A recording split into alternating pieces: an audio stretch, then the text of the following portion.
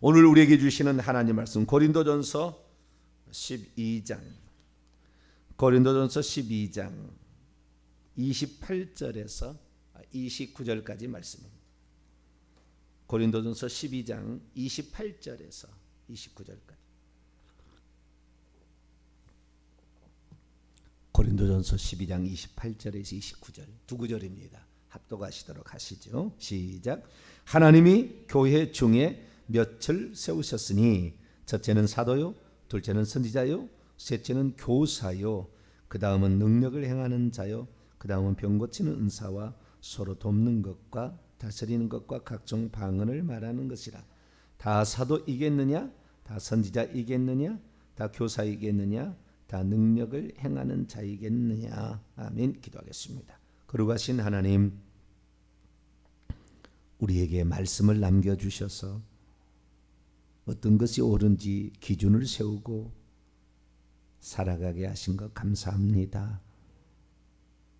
우리가 일평생의 연구에도 알 수 없는 비밀한 것들을 너무나 쉽게 알아들을 수 있도록 기록했으니 잣대로 재서 이것저것 뺄 것이 아니라 성경 말씀에 있는 대로 믿고 그것이 이루어지지 않은 것은 오늘 나에게 문제가 있다는 것으로 알고 더 기도하고 경건에 힘쓰는 저희들 되기를 소망합니다. 말씀의 뜻을 온전히 알아 오늘에 감사하며 내일을 준비하는 복된 성도가 되게 도와주옵소서. 우리 주 예수 그리스도의 이름으로 기도하옵나이다. 아멘. 할렐루야. 성령의 은사의 일반적인 은사 또는 뭐 특별한 은사로 봐야 되겠네요. 직분의 은사가 있습니다. 그래서 그 직분의 은사 가운데에 사도의 은사, 특별 은사죠. 특별 은사라고 봐야죠. 아무나 사도할 수 있는 게 아니잖아요.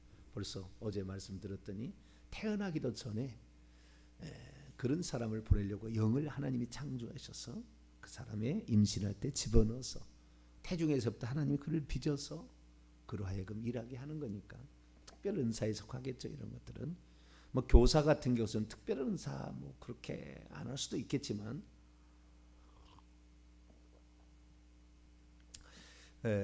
그러면 여기에서 어쨌든 이런 은사들도 있는데 은사들은 대부분 특별 은사라고 보는 것이 훨씬 더 나을 것 같아요. 그래서 뭐 그게 중요한 것은 아니고요. 이런 그 은사들이 우리에게 있는데 직분적으로도 은사가 온다. 그 내용적인으로만 오는 것이 아니라 너 예언을 하고 방언하고 방언 통역하고 뭐 믿음이 있고 막 이런 내용적으로만 오는 것이 아니라 직분적으로도 그런 직분을 수행하도록 하나님께서 미리 정하시고 또 이 땅에 태어나서 살게 한다. 근데 뭐 결론적으로 말씀을 드리다 보면은 이러한 하나님의 계획과 뜻을 알고 자신의 인생을 경영하고 살아간 사람이 많지 않답니다. 그냥 이렇게 살아가는 거지. 내가 왜 여기에 지금 있는가? 내가 왜 지금 이 집안에 살고 있는가? 내가 왜 이 교회에 속해 있는가? 생각 없이 살아간다는 거예요. 근데 뭐 하나님께서 쓰실 사람들은 세대마다 시대마다 하나님이 특별하게 불러서 세우겠지만 보편적으로는 성도라는 거룩한 직책으로서 하나님의 몸된 교회를 섬겨 하늘의 기업을 물려받을 자로서 성실히 살아갈 그런 사명들을 다 가지고 있는 것이죠. 그 중에서 이제 사도의 은사, 선지자의 은사, 교사의 은사가 이 고린도전서에 나옵니다. 그런데 에베소 4장 11절 보면은 목사와 복음 전하는 자라는 말까지 더 나와요. 그래서 오중직이라고 하는데 교회에 오중직이 있다라는 것입니다. 이러한 오중직을 주시는 목적은 성도를 온전케 하고 그리스도의 몸을 세우려고 교회를 세우기 위하여 하나님께서 이런 직분을 주셨다라는 것이죠. 잠깐 에베소서 4장을 한번 들어가 보도록 하겠습니다. 에베소서 4장. 이런 직분을 주신 은사, 직분으로서의 은사를 주신 목적이 어디 있느냐? 4장 11절부터 13절까지 말씀을 에베소 4장 11절에서 13절까지 말씀 읽어보죠. 시작. 그가 어떤 사람은 사도로, 어떤 사람은 선지자로, 어떤 사람은 복음 전하는 자로, 어떤 사람은 목사와 교사로 삼으셨으니 이는 성도를 온전하게 하여 봉사일을 하게 하며 그리스도의 몸을 세우려 하심이라. 우리가 다 하나님의 아들을 믿는 것과 아는 일에 하나가 되어 온전한 사람을 이루어 그리스도의 장성한 분량이 충만한 데까지 이르리니. 아멘. 성도를 이런 직분, 사도, 선지자, 복음 전하는 자, 목사, 교사 이런 걸 주신 것은 성도를 온전하게 만들고 그리고 봉사의 일도 하게 하고 그리스도의 몸을 세우기 위하여, 교회를 세우기 위하여 그렇다라는 것입니다. 에베소서 2장 20절을 볼까요? 에베소 2장 20절 읽습니다. 시작. 너희는 사도들과 선지자들의 터 기초 위에 세우심을 입은 자라.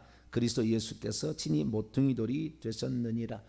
교회의 기초 돌은 예수 그리스도고 사도들과 선지자의 그 가르침들을 통하여 교회가 세워지고 있다라는 거죠. 그래서 그때 당시는 사도들과 선지자들과 교사들이 의해서 교회가 세워지고 있었고 지금은 이제 목사인 교사 또는 목사와 교사들을 통하여 상당히 가르침 쪽에 강력하죠. 예. 이쪽을 통하여서 교회가 세워진다라는 것을 말할 수 있죠. 그래서 오늘은 이 사도의 은사가 현존하는가, 또 사도의 은사라는 것은 무엇이며 사도의 은사를 통하여 오늘 우리가 알아야 될 사항은 무엇인가, 이런 걸 중심으로 간단하게 살펴보도록 하겠습니다. 사도의 은사, 이 사도의 은사라는 건 뭔가, 아포스톨로스라는 이 헬라어는 뜻이 보내심을 받은 자다라는 뜻입니다. 보내심을 받은 자. 누가 보냈느냐? 누가 보냈느냐? 누가 보냈냐는 건 예수님이 보내는 거죠. 예수님이 보내는 겁니다. 오늘 에베소 왔으니까 에베소 1장 1절을 볼까요? 누구의 사도냐? 누가 보내느냐? 그러죠. 공관복음서 읽어보면 예수님께서 12제자를 보내면서 사도라 칭하시잖아요. 둘씩 보내면 사도라 보냈다라는 건데 여기서는 누가 보냈냐 볼까요? 시작. 하나님의 뜻으로 말미암아 그리스도 예수의 사도된 바울은 에베소에 있는 성도들과 그리스도 예수 안에 있는 신실한 자들에게 편지하노니. 그리스도 예수의 사도다. 그리스도 예수께서 사도행전 9장에 너는 이방인들과 임금들과 이스라엘 민족을 위하여 쓸 그릇으로 지었다고 아나니아를 통하여 예언의 은사죠. 예언의 은사를 통하여 그에게 알려주고 그 안수를 통하여 눈에서 비리리 벗겨져 영안이 열림으로 드디어 그 사역을 시작해서 바로 예수는 그리스도라, 예수는 하나님의 아들이라고 전파함으로 다메섹 사람이 어안이 벙벙해. 저 미쳤나? 우리를 죽이러 온 사람인데? 이상한 걸 벌써 알아봤잖아요. 벌써 사도로 다메섹에 가서 일을 하고 있는 것을 보게 됩니다. 그래서 그리스도께로부터 직접 부름을 받아서 선택되어져서 그리스도의 증인, 그리스도의 증인이라는 것은 예수 그리스도의 죽음과 부활을 증인합니다. 죽음의 증인이요 부활의 증인. 죽는 것을 보았고 부활하신 것을 본 거예요. 그래서 그리스도의 죽음과 부활을 본 그리스도의 증인으로서 복음을 전파하도록 위임받아 파견된 자, 이 자를 사도라 이렇게 합니다. 그리스도로부터 직접 선택되어서 부름받아서 그리스도의 증인으로서 복음을 전파하도록 위임받아 파견된 자를 일컬어서 우리는 사도라 이렇게 정하는 거죠. 사도라 말할 수 있는 거죠. 사도의 어떤 방면이 있다고 한다면 하나님께서는 복음을 전파하여서 이렇게 교회를 세우고 이렇게 또 복음을 전파하도록 하기 위해서 이런 것을 하셨는데 두 종류가 있습니다. 갈라디아서 보겠습니다. 갈라디아서 2장 7절을 보겠습니다. 갈라디아서 2장 7절 8절까지 보겠습니다. 갈라디아서 2장 7절에서 8절 읽습니다. 시작. 도리어 그들은 내가 무할례자에게 복음을 전함을 맡은 것이 베드로가 할례자에게 맡음과 같은 것을 보았고 베드로에게 역사하사 그를 할례자의 사도로 삼으시니가 또한 내게 역사하사 나를 이방인의 사도로 삼으셨느니라. 유대인들의 복음 전파의 주도권은 베드로에게 어린 양의 12사도, 예수님이 육신을 입고 있을 때 불러낸 사도들이죠.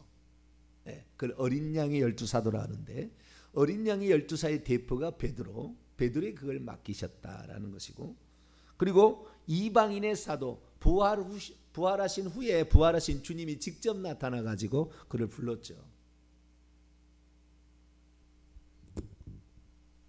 그래서 사도 바울은 부활하셔서 나타나신 예수 그리스도로 말미암아 사도로 보내심을 받았습니다. 그래서 이방인의 사도. 오늘 우리 교회는 베드로에게 역사한 것과 그 다음에 바울에게 역사하는 건데, 베드로에게 역사했던 것의 어떤 공동체는 예루살렘 교회고, 바울에게 역사했던 교회의 공동체는 안디옥 교회, 안디옥 공동체입니다. 오늘날에 우리가 가지고 있는 이 복음은, 예루살렘은 결국에 없어졌어요. AD 70년에 계속 제사 드리려고 하니까 주님이 오셨는데도 없애버린 거예요. 성전 없애버리고 이스라엘 민족도 없애버려가지고 나라를 아예 없애버렸어요. 1945년이 될 때까지 이스라엘은 나라 없이 전 세계에 흩어져 사는 민족이 되었죠. 그러나 하나님께서 그들에게도 긍휼을 베푸셔서 나라를 지금 이루고 살고 있는데, 뭐 끄떡하면은 성전 또 제3의 성전 세운다 맨날 이러는데 절대 안 세워질 거예요. 절대 안 세워져요. 거꾸로 역행하지 않아요. 다시 어린 양이 이미 오셔서 십자가에 죽을 완성했는데 또 어린 양 잡으라고 할 일이 없어요. 그런데도 제3의 성전이 세워야 주님이 오신다. 이런 식으로 맨날 해서 사람들을 호도해서 맨날 엉뚱한 곳에 신경. 우리는 날마다 회개해야 됩니다. 할렐루야. 회개 기도문을 가지고 날마다 회개해야 돼. 끊임없이 회개. 얼마나 회개할지 몰라요. 얼마나 많은지 몰라. 통곡이 나오면서 막 이게 회개가 나와야 돼요. 다 나오고, 그리고 우리 가족 다 예수 믿고 우리가 변화된 모습이 능력이 되어 다른 사람도 당신 믿는 예수님 나도 믿고 싶사, 이렇게 얘기할 때까지 우리가 그렇게 내공을 준비하면서 지금 가야 될 그런 시점이죠. 그래서 이방인의 사도였던 사도 바울을 통해 안디옥에서 이제 아시아와 그리고 에게이를 건너서 유럽으로 건너가서, 그것이 다시 영국으로 갔다가 미국으로 와서 우리나라까지 지금 전해진 거죠.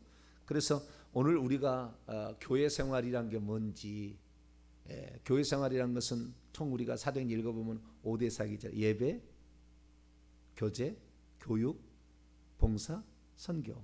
이 5가지 5대 사역이 사도들의 가르침으로부터 나왔어요. 그러니까 교회가 뭐고 교회가 무슨 일을 하는 것이다 라는 것은 다 이 사도들이 살았던 것이 기초가 되어서, 사도들이 행했던 것이 오늘날의 성경으로 남아서, 사도들이 말해 주었던 것을 통하여 방언이 뭐고 방언의 은사가 뭔지를 아는 거지요. 이들의 공로는 오늘날의 사도가 있느냐, 그때 당시에 활동했던 어린 양의 사도든 부활하신 주님의 사도든 간에 그때 당시의 수준의 사도는 존재하지 않아요.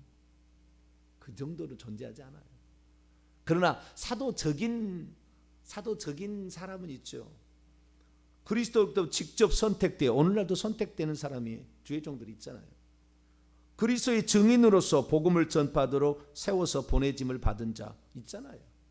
그러나 이때 초기에 이렇게 할 만큼 교회가 뭔지도 모르는데 이런 것이 교회다, 교회가 할 일은 이것이다, 그리고 교회에서 하는 모든 것들은 이렇게 해야 된다, 이런 것들을 정립해 준 거 아닙니까?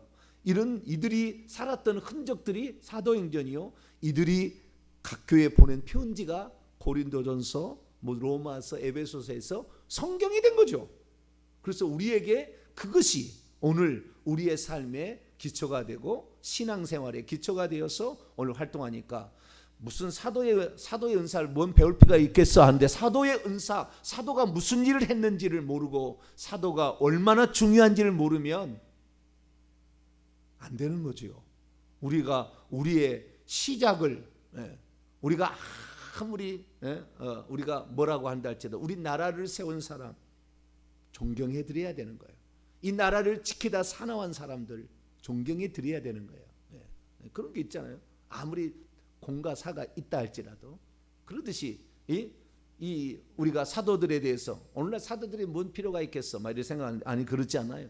그 사도들이 흔적이 곧 교회의 전형을 이루어서 오늘 우리에게 가르쳐주고 있고 그들의 말이 성경 해석의 기초가 되고 사도 바울이 말해주지 않으면 그 예표론적 모형론적인 성경 해석 이것을 말해주지 않았다면 오늘도 우리는 알레고리칼한 성경의 해석에 빠져서 온갖 이당에 헤매고 있을 거예요. 그러나 우리로 하여금 예수 그리스도의 기초 위에 그 다음에 사도들이 가서 전파하는 것에 요것들을 바탕으로 해가지고 교회가 세워지는 것을 우리에게 알려줬기 때문에 오늘 우리는 교회라는 거 이렇게 해야 되는구나. 그런데 오늘 얼마나 많은 신학자들이 성경을 무시합니다. 방언이 어디 있어? 성경의 기록과 성경의 기록이 완성됨과 동시에 이제 부분적인 것에서 온전한 것이 왔기 때문에 끝났다. 이런 식으로 해석을 해가지고 이 현재 잘 안 나타나니까 예언의 은사가 안 나타나고 귀신을 쫓는 사람이 잘 없으니까 이런 것들은 사도 시대나 교회가 아직 성경 말씀이 없을 때나 그런 능력이나 기적들이 있었다라고 그렇게 치부하는 사람이 한둘이 아닙니다. 한둘이 아니에요. 내가 하나님 앞에 주님께서 주시고자 하는 것들을 모른다 한다면 모르면 겸손이라도 있어야 되잖아요. 그런데 그것을 이상한 사람 취급하고 방언이 무슨 알아들을 수 없는 말이냐 이런 식으로 이제 표현해가지고 하나님 나 책임을 물을 거예요. 그 사람들은 그것을 본인 혼자 마음을 갖고 있으면은 별로 문제되지 않아요. 나는 그렇다 뭐 그렇게 그렇다는데 뭐라 하겠습니까? 근데 그것이 옳다고 증언했던 사람들은 이렇게 가르쳤던 사람들은 이것이 영상으로 나갔던 사람들은 누군가가 그 사람 영향을 받고 있잖아요. 있잖아요. 누군가가 그걸 영상을 볼 사람이 있잖아요. 그러면 그것을 믿고 따라가서 결국에 하나님이 주시고자 하는 모든 것을 방해했던 그 죄값을 받아야 되겠죠. 그렇다고 해서 뭐 지옥 간다는 얘기는 아닙니다. 지옥 갈 수도 있겠지만 지옥 간다는 얘기가 아니에요. 우리는 예수 그리스도를 믿고 회개하면 천국 갑니다. 할렐루야. 우리는 그런 것이고 그러나 우리의 삶의 풍성한 삶 진정한 온전함에 그것은 성경에 더하지도 말고 빼지도 말고 또한 그것의 가치를 존중해 드리고 베드로가 이 유대인의 할례자의 사도였지만 이방인의 사도였던 이 사도 바울에 의해서 얼마나 책망을 받는지 몰라요. 말이 안 되는 일이잖아요. 그렇게. 그러나 복음 위에 바로 서지 않았을 때는 그렇게 책망도 들은 것이 갈라디아서에 나와요. 그래서 우리가 오늘날에 위대한 우리 장로교를 세운 사람, 우리 오리를 세운 사람인데 그를 네가 까? 네가 그보다 똑똑해? 그런 어리석은 사람이 지금도 있어요. 성경 말씀대로 모든 시대가 지금 시대가 어떤 시대입니까? 모든 것을 다 찾아보고 열어볼 수가 있어요. 모든 것을 다. 옛날에는 머리 똑똑한 사람만 될 수 있었으나 그러지 않아요.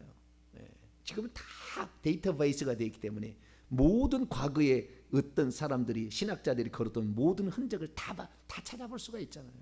그래서 그들 하나하나가 어디에 실수되었는지 또한 가장 지금까지의 수많은 사람들이 영적으로 경험했던 엄청난 많은 사람들이 그 경험들을 들어보게 되면 와 이건 대단한 거예요.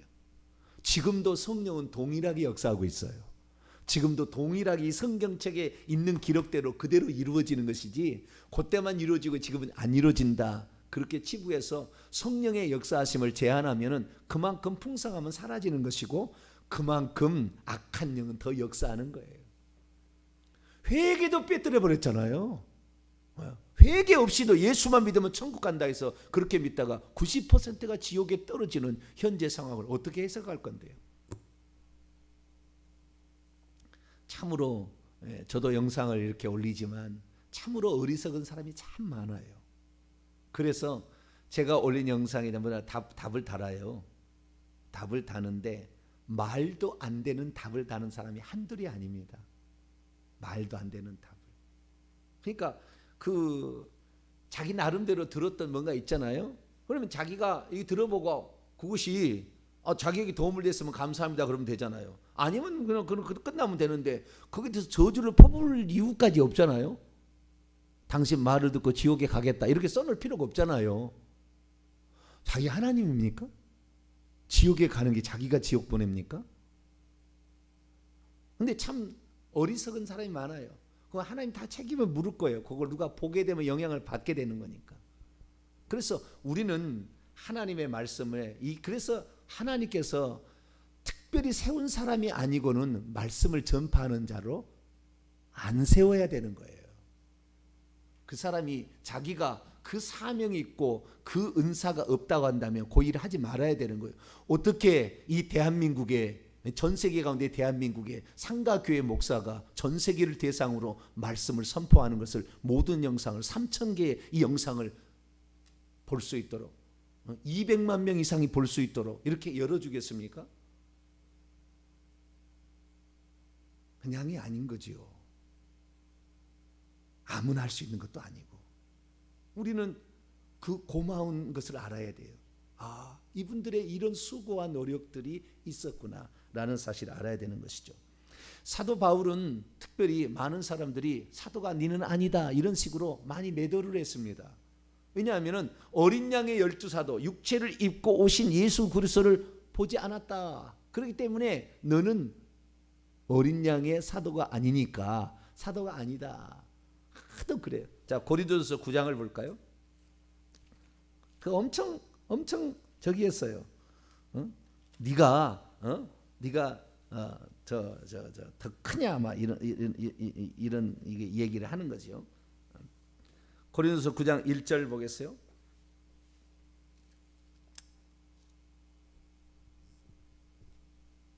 읽습니다. 시작. 내가 자유인이 아니냐 사도가 아니냐 예수 우리 주를 보지 못하였느냐 주 안에서 행한 나의 일이 너희가 아니냐. 내가 우리 주님을 보지 못하였느냐. 예수님 못 봤다고 하는데 예수님이 부활하신 예수님이 나타나셨잖아요. 그죠? 그래서 사도로 삼았잖아요. 너를 내가 이렇게 보낸다라고 했잖아요.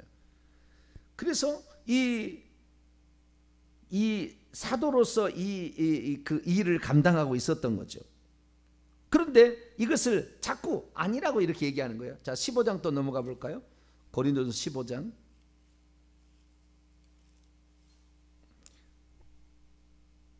8절에서 10절. 고린도서 15장 8절에서 10절 읽습니다. 시작. 맨 나중에 만삭되지 못하여 난 자 같은 내게도 보이셨느니라. 나는 사도 중에 가장 작은 자라. 나는 하나님의 교회를 박해하였으므로 사도라 칭함받기를 감당하지 못할 자니라. 그러나 내가 나 된 것은 하나님의 은혜로 된 것이니 내게 주신 그의 은혜가 헛되지 아니하여 내가 모든 사도들보다 더 많이 수고하였으나 내가 한 것이 아니요 오직 나와 함께 하신 하나님의 은혜로라. 자꾸 자기를 높이려고 너를 까는 거예요. 그래서 너는 아니다 이런 식으로. 왜 그 할례자의 사도의 영향을 받은 사람이 와가지고 너는 아니다 이런 식으로 하는 거예요. 그래서 사도 바울은 그건 맞아요. 내가 사도라 나는 칭함을 받을 만한 조건이 아닙니다. 나는 원래 그런 자입니다. 왜? 하나님의 교인을 잔인하게 핍박했고 죽였던 자이기 때문에. 그런데 하나님의 계시로 내 모태로부터 하나님께서 나를 선택해서 나를 보냈기 때문에 나는 그만한. 그래서 어떤 사도들이 말이죠. 죽을 때가 그랬지만 어떤 사도들이 사도 바울과 복음 전할 때 그렇게 두들겨 맞으면서 40에 하나 가만 데를 막 맞고 태장으로 막 얼마나 죽어서 아예 그냥 성 밖에다 내쳐버리고 누구를 그랬나요?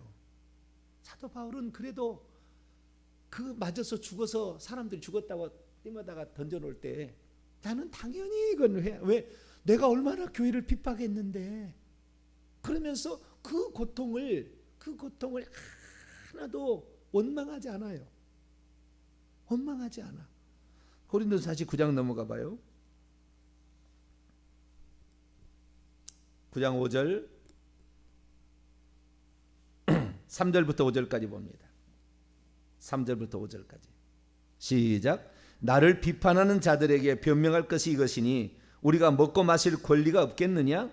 우리가 다른 사도들과 주의 형제들과 게바와 같이 믿음에 자매된 아내를 데리고 다닐 권리가 없겠느냐? 사도로서 권리가 있지만 그것을 쓰지 않으면서 너무 나는 늦게 사도로 맨 마지막에 만삭되지 못한 자처럼 나를 그렇게 내가 그렇다는 생각을 하고, 사도 바울은 그렇게 두들겨 맞으며 뭐 엄청나잖아요. 자, 고린도후서 11장 볼까요? 고린도후서 11장.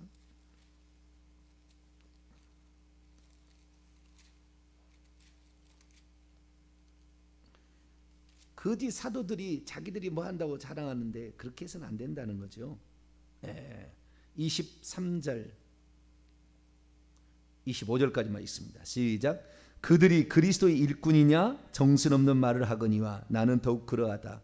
내가 수고를 넘치도록 하고 옥에 갇히기도 더 많이 하고 매도 수없이 맞고 여러 번 죽을 뻔하였으니 유대인들에게 40에 하나 감한 매를 5번 맞았으며 3번 태장으로 맞고 1번 돌을 맞고 3번 파선하며 일주일을 깊은 바다에서 지냈으며 27절 수고하고 애쓰고 자지도 못하고 줄이고 목마르고 굶고 춥고 헐벗고 이렇게 살았다는 거예요.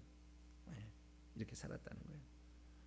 그래서 이렇게 자기가 이제 그 하도 사도가 아니라고 막 매도를 하고 막 이러니까 12장 고린도후서 12장 11절과 12절까지 볼까요? 11절과 12절 읽습니다. 시작. 내가 어리석은 자가 되었으나 너희가 억지로 시킨 것이니 나는 너희에게 칭찬을 받아야 마땅하도다. 내가 아무것도 아니나 지극히 크다는 사도들보다 조금도 부족하지 아니하니라. 사도의 표가 된 것은 내가 너희 가운데 모든 참음 인내와 표적과 기사와 능력을 행한 것이라. 우리 주님을 보지 못하였느냐? 부활하신 주님을 받고 부활하신 주님께 직접 선택되어 사도로 파송을 받았고, 내가 그리스도를 위하여 이 많은 고난과 핍박을 받은 것을 하나도 원망하지 아니하고, 나는 당연히 핍박을 했기 때문에 이런 어려움을 당한다. 그리고 살았던 것이 사도의 표지. 내가 사도라 자랑하고 다닌다고 해서 그 사도가 아니라 그리스도의 복음을 그 사명을 완수하기 위해서 그 많은 고통 중에서도 오늘도 다시 살려주시면 다시 털털 일어나고, 오늘도 하나님이 나를 죽이지 않았으면 내가 살아있음에 감사해서 주님 내가 이 복음을 전합니다. 누가 알아주지 않아도 누가 칭찬해 주지 않아도 이렇게 살면서 그렇게 가다 보니까 하나님께서 독사가 물려도 죽지 아니하고, 표적이 나타나잖아. 독사가 물려도 죽지 아니하고 중풍병자 죽은 자도 살아나면서 이렇게 하면서 하나님의 복음을 증가하였다. 이렇게 얘기하는 거죠. 그래서 이 사도들이 그만큼 고통과 험난한 인생을 살면서도 기꺼이 그 복음을 전파로 다녀서 세운 교회들에게 보낸 편지가 우리의 실수는 이런 것이 있고 우리가 잘못된 거 이런 거 있다는 것을 우리에게 교정해 주며, 우리는 이렇게 살아야 된다, 성경은 이렇게 해석해야 되는구나 라는 사실들을 우리가 알고, 교회는 어떤 직분을 세우고 어떤 은사가 있고 예배는 어떻게 드리며 교제는 어떻게 하며 이런 것이 다 나와 있다는 거죠. 그래서 오늘날에 이 사도 요 시대만큼 똑같은 사도는 존재하지 않지만 사도적인 사람들이 있는 거죠. 오늘도 사도적인 사람들이. 그래서 그런 사람들에 의해서 오늘 우리가 이렇게 살아가고 있는 것이죠. 한 구절만 더 보겠습니다. 고린도전서 12장으로 넘어갑니다. 고린도전서 12장.